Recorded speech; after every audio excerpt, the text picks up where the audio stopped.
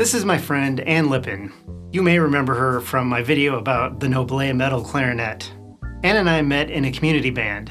We've also done a few recording projects together over the past several years. At the beginning of June, she sent me an email with the subject line, Summer Project. She wanted to collaborate on recording a cover of the Duke Ellington tune, I Didn't Know About You. Let's go ahead and listen to the finished product, and then I'll have more, a lot more, to say about it.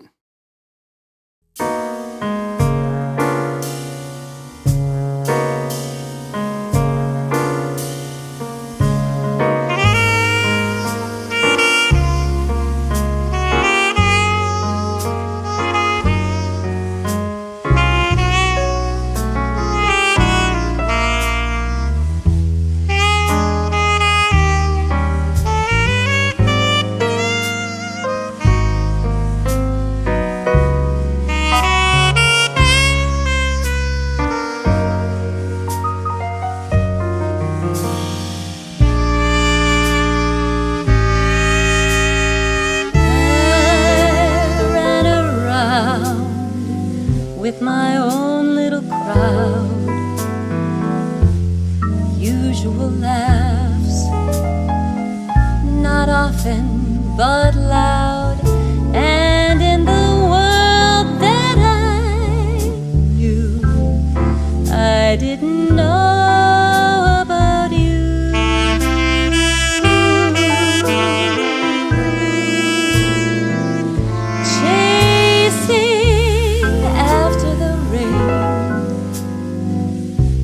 Merry-go-round, just taking my fun where it could be found, and yet what else could I do? I didn't know about you.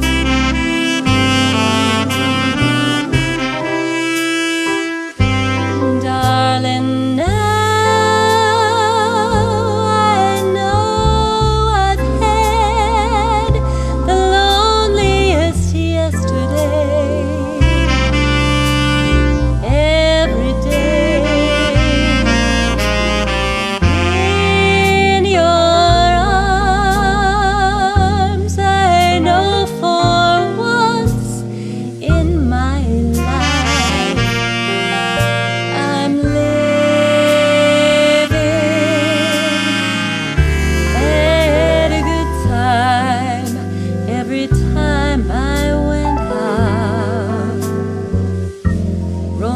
was a thing I kidded about.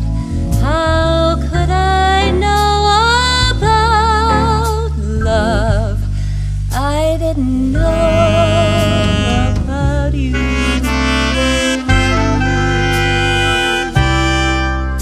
Darling, now I know I've had the loneliest yesterday. Every day in your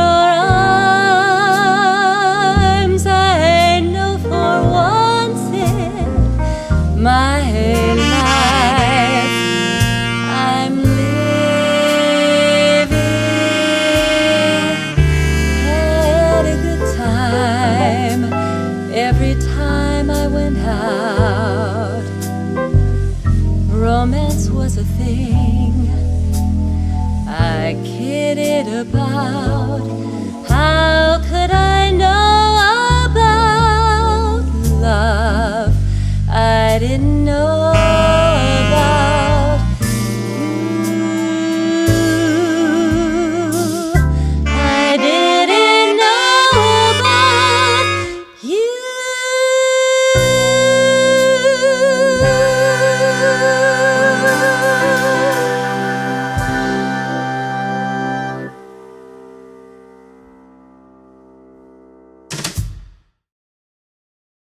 And now I have a lot more to say about it. I Didn't Know About You was written in 1944 and has been recorded many times, including in 1957 by Ella Fitzgerald performing with the Duke Ellington Orchestra. Now was some sheet music from the Jazz at Lincoln Center Library Essential Ellington collection. This arrangement was transcribed by David Berger in the early 1970s, and although the source isn't identified, I listened to the Ella recording, and that's clearly it. I only had access to the individual parts, so I made my own full score by entering all of the parts into MuseScore, just to make sense of the overall structure. It's a fairly sparse arrangement for a big band, honestly. The first 10 bars are a quartet, an alto sax solo in the startling key of G-flat major, accompanied by piano, bass, and drums. Then at letter B, bar 11, it changes to the people's key, C major, and the rest of the band and the vocalists join in. There are 2 distinct 8-bar sections in an AABA form, with some additional repeats at the end. The instrumental arrangement is primarily sustained chords in the trombone section, with small fill phrases by the reeds at the end of each 8-bar phrase.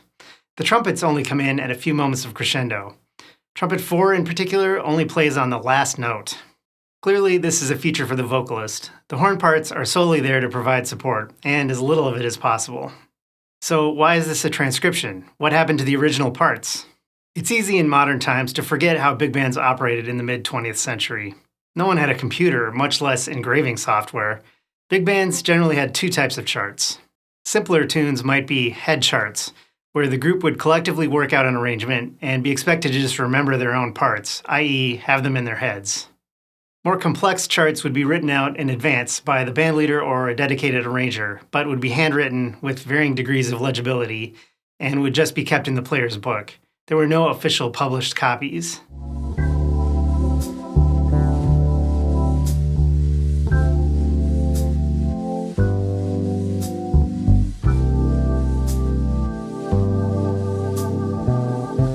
So for many songs, especially decades later, the only way of obtaining sheet music of the full big band arrangement for distribution was to have a transcriber, David Berger in this case, listen to a definitive recording and make as accurate a transcription of that recording as possible.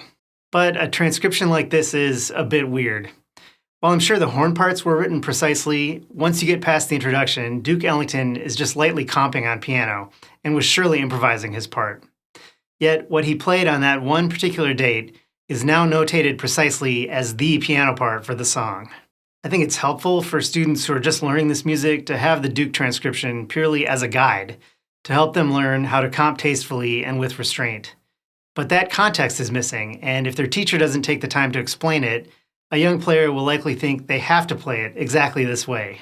I could digress here on the nature of playing a written part versus improvising, and how those 2 approaches to music engage entirely different parts of the brain, but that seems like a good topic for another long, rambling video of its own. Let's move on.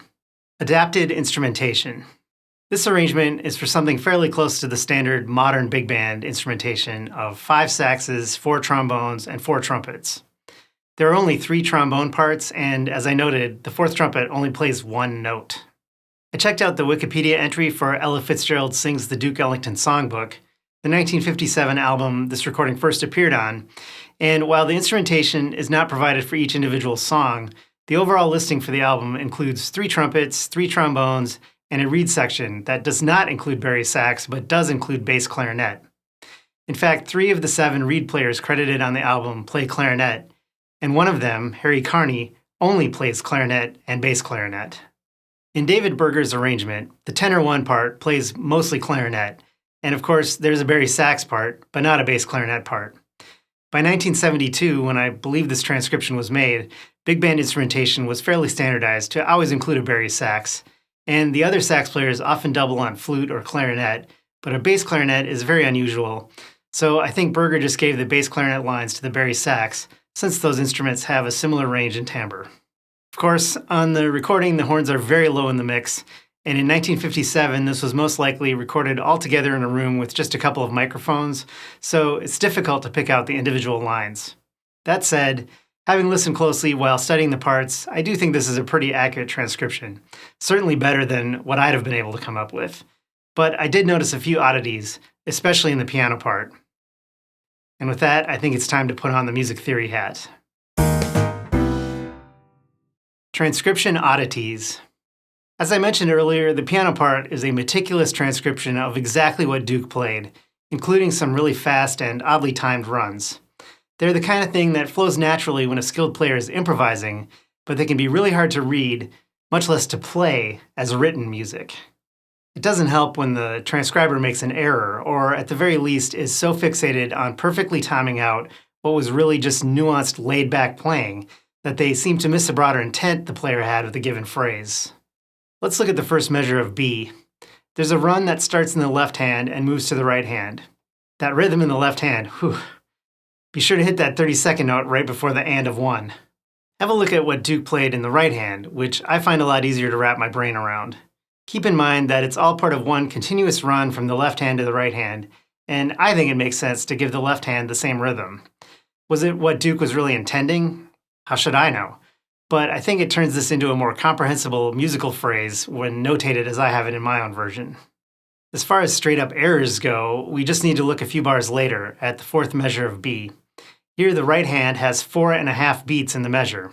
Listening carefully to the recording, I think what Duke really plays is what I have here in my version. The spicy chord. I know I have an unusual perspective on music, but personally I find harmony much more interesting than melody, so I'm always looking for the spicy chord, that moment of maximum tension, and ideally something that's a surprise. This song definitely has that moment. It hits on the fourth bar of the B section. I just love how the band really sinks into that chord.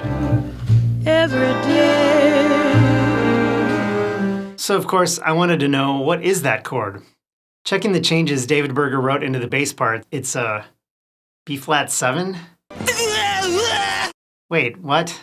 There is no way that's just an ordinary dominant chord. Well, let's see what the horns are actually playing. From bottom to top, we have the trombones playing a B-flat, A-flat, and D. Okay, that's outlining a B-flat 7 minus the fifth, which is pretty standard. But then on top of that, we have the first two trumpets playing an E natural and a G natural. Those notes are not in a B-flat 7 chord, but they are in a B-flat 13 sharp 11. Now that's a spicy chord. So spicy! So spicy! Let's have a look at the homework I did for this video. I've put together 4 versions of the chord changes. First, the chords in the piano and bass parts in Berger's transcription. Then, the changes from the version in Volume 4 of the real book. Then, that early publication I found. And finally, my own interpretation of the chords as actually voiced in this arrangement. So, why did Berger notate this spicy chord as just a boring B-flat 7? Well, probably just because it's easier for the piano and bass player to focus on the functional role of the chord. What is the function of a B-flat 7 chord in the key of C major? Nothing. At least, not directly. It doesn't even occur naturally in the key, but it is the 5 chord in the key of E-flat major. The B section is exploring some different harmonic territory. The first 4 bars are essentially a minor 6 to 5-7 of 5 to 5 to 1 in B-flat major, but the 1 is this gnarly B-flat 13 sharp 11, telling us we have not landed on a resolution, but instead are pivoting to the delayed resolution of a 2-5-1 in E-flat major. Then the final bar of the B section is a quick chromatic turnaround, leading to the D minor 7 chord that begins the A section. Now that I'm done fixating on the moment of maximum tension, let's step back and take a look at the form of the A section. We start immediately with the progression that most commonly ends a phrase in jazz, a 2-5-1. Bar 3 moves to the 4 chord, but it turns out to actually be a tritone substitution for the 5 of 5 chord in a cadence leading us to A major, which here is actually the 5 of 2, leading back to another 2-5-1 in the original key. Here too, made orientable in our diagram by connecting the various points HIGK, PEGQ, and LMNO, creating our geometric configurations, which have no properties but with location. The final bar of the phrase is a quick turnaround leading back to D minor by way of another tritone substitution and 5 of 2. In short, this is a remarkably restless chord progression. It's constantly moving, uncertain where to land. It seems a fitting musical structure for the lyrical content of the song, telling the story of a person who is always out for a good time and who cynically believes they'll never find love. Chasing after the ring on the merry-go-round, just taking my fun where it could be found. The ending. In the end, the song finally does find its resolution on a C major chord, well, more specifically a C major 9 chord, and the title lyric. How could I know about love? I didn't know about you. But before that resolution, the last line of lyrics is repeated with a bit of a harmonic diversion, leading to one more brief, extra gnarly chord, the true point of maximum harmonic tension. It's not even notated in the changes, and it only lasts for one beat, right before the vocal, unaccompanied, lands on that final C. This is a 5 chord, but it's no ordinary 5 chord. The bass plays the root G, and the vocal sings the major third, B natural.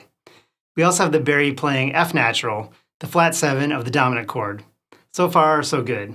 But instead of a D natural, the alto 2 plays a D flat, giving us a G7 flat 5. And that's not all. Tenor 2 is playing an A flat, the flat 9. And the clarinet squeaks out the highest note any instrument plays in the entire song, an altissimo E flat. Altogether, that gives us a, wait for it, G7, flat 5, flat 9, flat 13. What kind of harmony even is that? Maybe I'm getting too far afield here, but this almost seems like a Stravinsky-style polychord. I like very much this chord.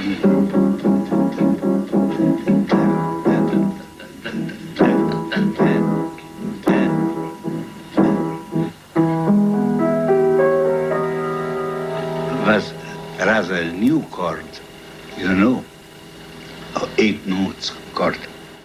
The G, B natural, and F natural are indicating a G7, the dominant chord resolving to the root C.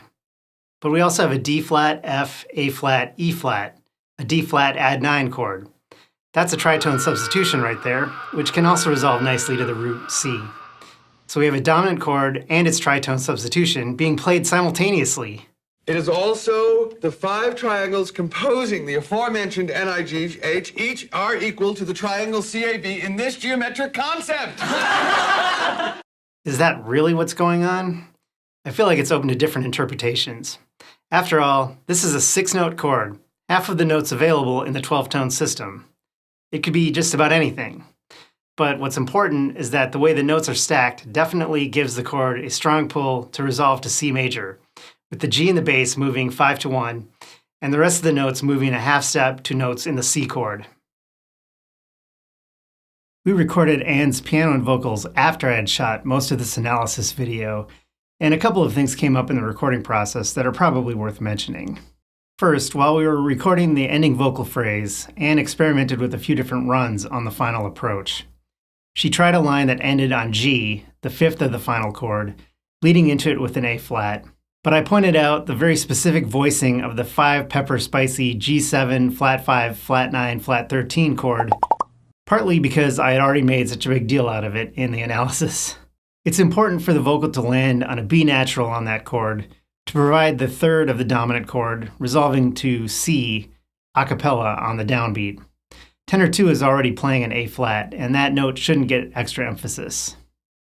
Later, Anne was listening to the first rough mix I sent her, and she mentioned she thought her vocal sounded a bit flat on the word no, where it appears near the end of the chorus. We'd had a conversation about autotune. I mentioned that while I don't like to use it very much, I'm not opposed to using it sparingly to touch up a note or two, if needed. I don't think her vocals need it. I checked those specific notes she mentioned, and sure enough, they are about 15 to 20 cents flat. But I thought about it more because even though I can hear a slight dip in pitch, I don't think it sounds wrong. In fact, when I tried applying pitch correction, it sounded more wrong. It's an E natural being sung over the G7 chord. That's a major 6th. We're used to hearing things in equal temperament, mainly because of pianos. But equal temperament is a compromise for fixed pitch instruments like piano to be able to play reasonably in tune in any key. Just intonation is the term for pure in-tune intervals based on simple mathematical ratios. But if you tune a piano to just intonation in one key, it will be horribly out of tune in other keys. See Wolf Fifth. Some intervals in equal temperament are very close to their just intonation equivalents. Octaves, of course, are spot on. Perfect fourths and fifths are only off by less than 2 cents. But minor thirds and major sixths are off by the largest amount. A major sixth is 15.64 cents sharp. So if Anne was singing that major sixth about 15 cents flat when checked against equal temperament tuning, such as with pitch correction software, she was actually singing the interval perfectly in tune in just intonation relative to the root of the chord. Final thoughts. I'll admit, I haven't listened to as much Duke Ellington as I probably should have. I'm a little too fixated on sonic fidelity, and I find recordings from the 1930s and 1940s either too shrill or too muddy to enjoy. Even this recording from 1957 is not the greatest sonically. Ella's voice is clear, present, and full of nuanced detail, but the band sounds like it was recorded over the telephone from the opposite side of a gymnasium. But my sonic nitpicking aside, I've obviously been doing both the music and myself a disservice. Duke was rightly hailed as a musical genius, and the vocabulary he added to the language of jazz has shaped all of the music that followed. Well, that's it for another video. Thanks for hanging with me. As always, if you enjoy my nonsense, please help me make more of it by hitting like and subscribe, and be sure to check out my Patreon, Bandcamp, and the Room 34 shop. Links in the description below. Thanks for watching.